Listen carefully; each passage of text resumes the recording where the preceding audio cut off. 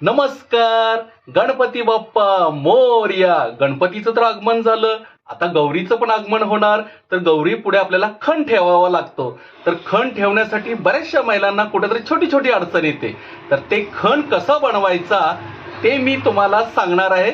तर चला मग. आपल्याला गौरी पुढे ठेवण्यासाठी खण बनवायचं आहे.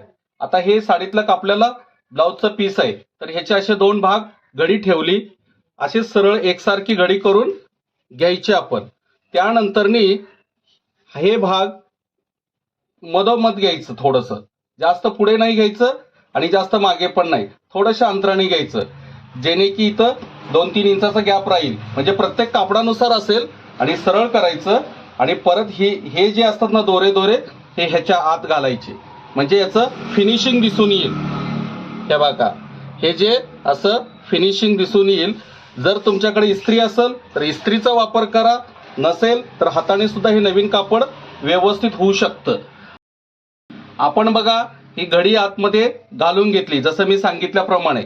आता हे भाग सरळ आहे ना, इकडला भाग थोडासा इथे दुमडायचा आणि त्यानंतरनी परत ह्याला असा दुमडायचा, जेणे की हा त्रिकोण पूर्ण दिसेल. असं परत असं दुमडायचा आणि पुढे पुढे घेत व्यवस्थित या बघा असं घट्ट धरायचा आणि पुन्हा यालाही असं घट्ट धरायचं, सैल सोडायचं नाही. आणि पुन्हा असं ह्या पद्धतीने या बघा असं करत करत आपण जसा त्रिकोण जातो ना त्या पद्धतीने याला जाऊ द्यायचं आणि ह्याला सरळ पुढचं कापड गोळा होऊ द्यायचं नाही. आणि या बघा परत हा भाग असाच दुमडत जायचा घट्ट असं, आणि परत हा किनारीचा भाग येत राहिला की परत असा करायचा. आणि मग अशा घट्ट धरून हे जो भाग राहिलेला असतो तो ह्याच्या आत घालायचा. हे बघा ह्याच्या आत घालायचा, पूर्ण असा जेवढा जाईल ना तेवढा असा घट्ट आतमध्ये जाऊ द्यायचं.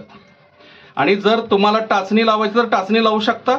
असा व्यवस्थित किनारीचा हा खण तयार होईल आणि तुम्ही गौरी पुढे नारळ, खण, सुपारी, ओटीचं सामान ठेवू शकता. करा प्रयत्न, नक्की होईल.